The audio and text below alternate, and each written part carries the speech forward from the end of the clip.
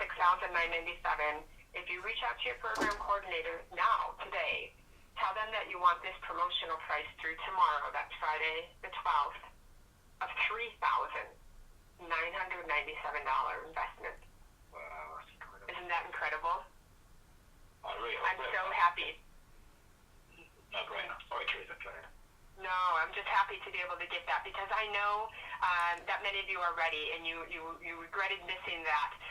So happy to give you that opportunity. And with that being said, I do want to talk to Clayton.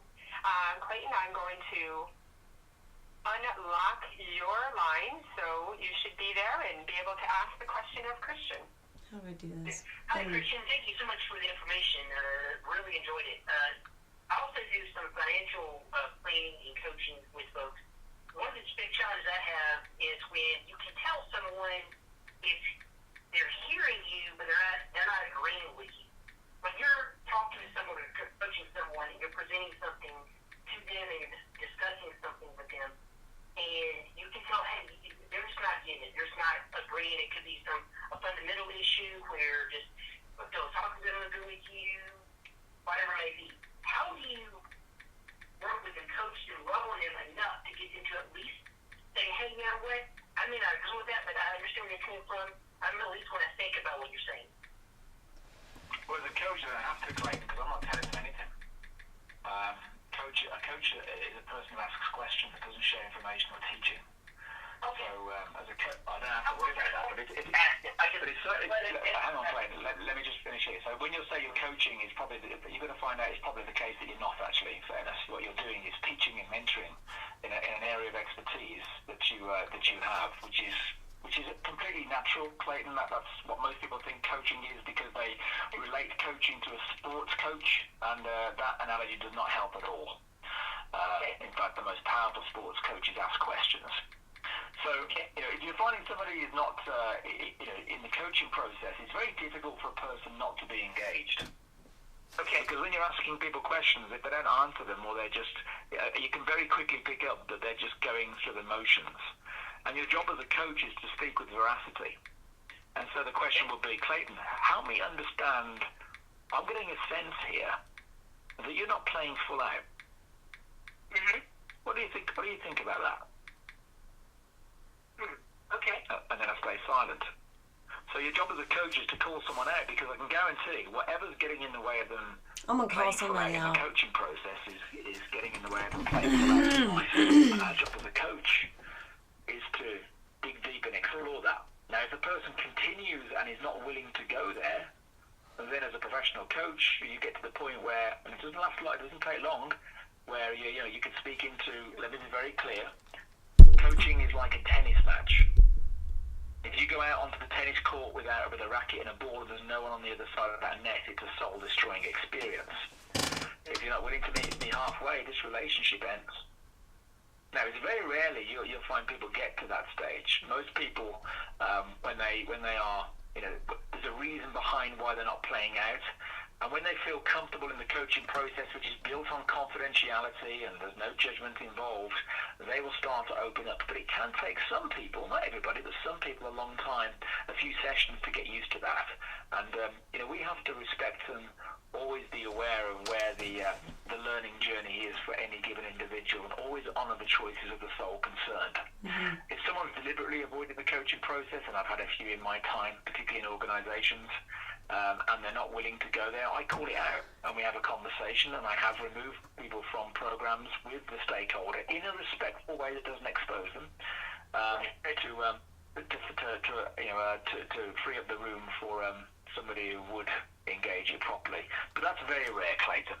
So I'm hoping I've answered your question here, but you will find that when you learn how to coach, you will be able to ask questions very powerfully at the point where you think people, if you ever come across a client where you're sharing in your financial information and you think they're not, when you're not coaching, when you're more consulting or teaching and training your financial expertise, you'll be able to put in a coaching question there that will stop them in their tracks. Okay. That will respectfully but very powerfully nail them to the mast and call them out. Not in a disrespectful way that embarrasses them, but in a way that they can't avoid. we go.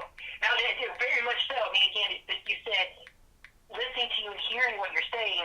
Now I'm going to go back and see how I can apply that to some of the courses I'm teaching now, because I have one person in particular where you can tell he's listening.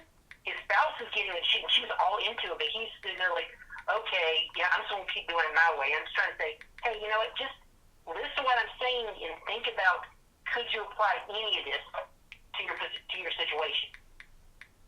So, Clayton, I mean, if you've got somebody who wants to do it their way, and you've got a track record of helping people be successful, you just ask the question. So, help me understand, what do you think the implications and consequences are of you doing things your way? Right. Mm-hmm. And just stay silent until the question is answered. Right. Thank you, Christian. I guarantee you, my friend, most of the time the individual does not think into consequences.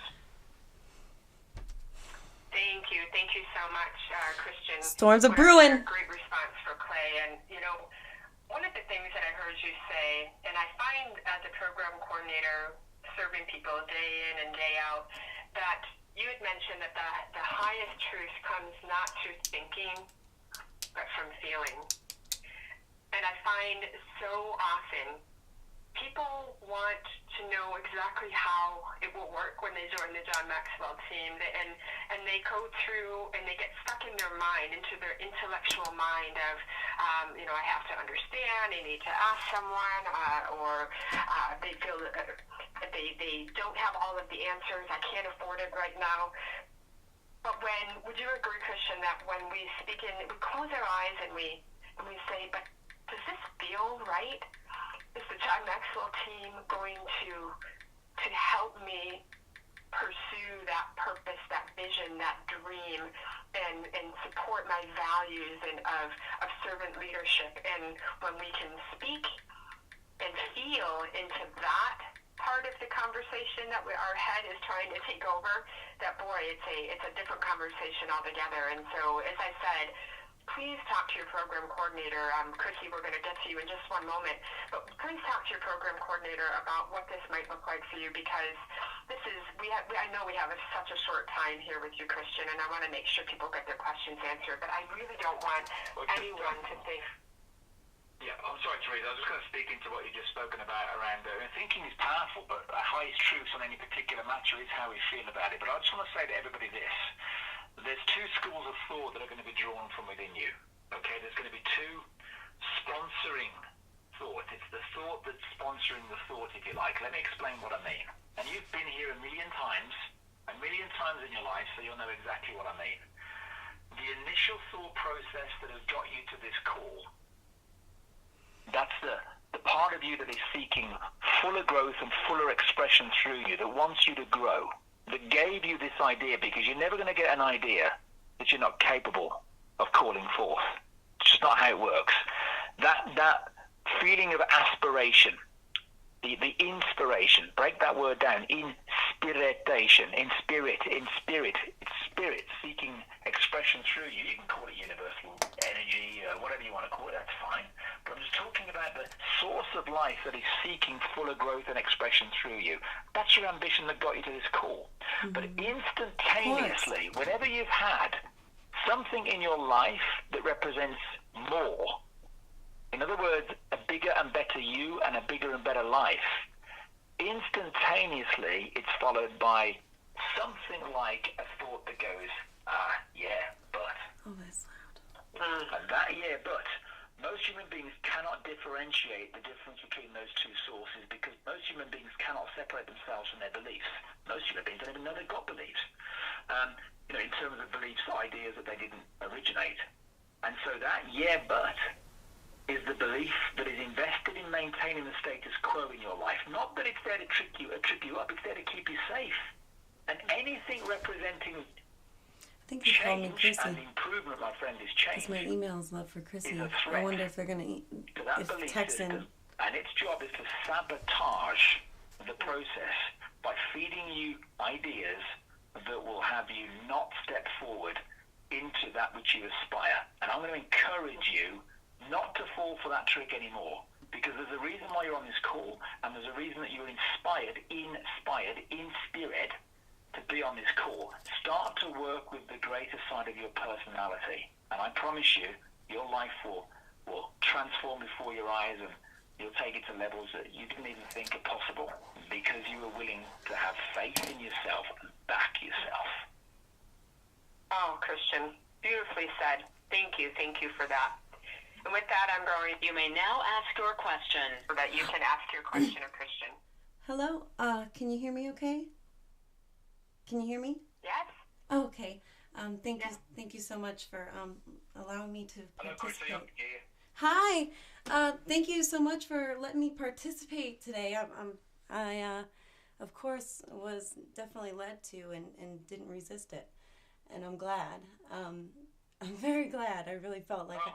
So, so, you know what I mean. And the biggest thing, and to me, is of course people do need hope. They need someone to listen. It's absolutely true. And what I had studied, I had actually been prepared for this for a long time. What I had studied is the volition of mind and, of course, changing perceptions and people's limited beliefs, etc. But having the confidence, maybe I have a degree in communication and broadcasting, and so what I think is the biggest challenge, and for me right now, I actually had an accident last year where my car caught on fire due to recalled parts, and I actually failed to save my children, and I was in the burn unit for 2 months where my back would replace my arms and my legs, and which I'm great. And I'm actually recording this in my studio. I'm not going to post this anywhere, but I just wanted this for myself. And and I went to an Abraham Hicks conference. I had Reiki healings done. I do dream of my children in the subconscious, and I can give you a great example of their presence absolutely being aware of us right now. But so for me, and I'm hearing these things, and for me, as far as getting onto the Maxwell team, I still have a little bit more manifesting to do before I can. I have the means to invest in that particular way at this moment, but I am a leader, and the biggest thing is changing, of course, our perceptions and what we've been taught, of course. There's people, of course, that know, and like Wayne Dyer, and we listen, that all matter originates and exists by virtue of a force that brings a particle of an atom to vibration, etc. All matter has a resonance of sound and frequency, and so this is very important. And what I learned in Cherokee culture, which I think you'll appreciate, Western Carolina University. One of I'm sorry, Chrissy. I'm so sorry. I'm gonna have to bring you to your question. I'm so sorry. Yeah. So I guess it's very interesting, but I've got to shoot. I'm so sorry. I guess the contrast. There's people that believe that we can create a great reality, but what about the people that are really suffering, like myself? And I don't even I never believed in depression. But now we've come across contrast, and coaching these people through contrast, that's just unconceivable. Like, how do we say, I didn't see my children on fire? That wasn't real. I have more to do. There's a bigger purpose, How do we inspire people in that way and remind them and give them the affirmations or knowledge that there's more to what we think is going on? Well, I think we just have to accept that we work with the people who are ready to wake up. We have to honor the journey of the soul concerned. Some people are just not ready. They're just not evolved enough to be ready to wake up. I mean, there's a great lesson for that. I think I can reference a great lesson for me in my life that came from Christ. If he could heal one person, he could heal them all, but he didn't heal them all. So why didn't he? Well, he didn't, because he only healed those who came to him to be healed. Sure. And the medicine men too, they said, honor the journey of the soul concerned. Yeah. So I think we've got to lose attachment to wanting to transform everyone, because we don't know the choices of the soul concerned, and just work with those to keep working with. So I'm not sure if that answers your questions, but I hope it helps. Christine, lovely to speak with you, and it's incredible that you've overcome the challenges you have, and that you have come on the call today, and I hope I get the opportunity to meet you in person in the future. I'd love a conversation with you, so my best to you, and my thoughts are with you in a difficult time. Thank you so much. Thank you for that, Christian. I know that true to your time that you do need to head out, but I appreciate you taking Chrissy's question. It was a difficult question, and if we could just say thank you. I'm going to stay on. We still have close to, a lot. I should not have even. People still on the line that have some questions. So I will let you go, and thank you so very much for your time, your teaching, and everything that you've done for us. Oh, it's my pleasure, and thank you for having me, Teresa. And please. Oh, I feel so bad. I do this every time. They should never let me talk. I'll tell you what. I'll come on a call with them and answer their questions when they take you up on your offer, because I'll be excited for. All right. Thank you, Teresa. Thank you, Chris. Thank you so very much. Bye-bye. Bye, everybody. Be well. Thank you. So, Christine, now that Christian is off, I wanted to make sure that we had time to answer questions. I know I've gotten a couple questions messaged in and texted to me from people that weren't necessarily ready to jump on the call. I wanted to make sure that if anyone is still on the call that has questions about the program, the investment, what that next step looks like, that's what your program coordinator is there to help you with. We will be more than happy to answer any questions that you have here. But just to kind of give you a recap, the John Maxwell Team investment is lifelong. You guys heard everything I said. I hope that recorded where well. You are now, where you want to be, and give you all of the resources, materials. You have licensing rights to John's content. Good stuff. And you know one thing, Christine, that we didn't talk about? When you're going through the material and the content at your own pace, and you have questions, we're not going to leave you hanging, are we? I mean, twice a day, you have access to John Maxwell Team coaches, and these coaches, certified John Maxwell Team coaches, just like you're going to be. Some of them, they charge. If you break down their hourly rate by $600 an hour okay. for their services, and they give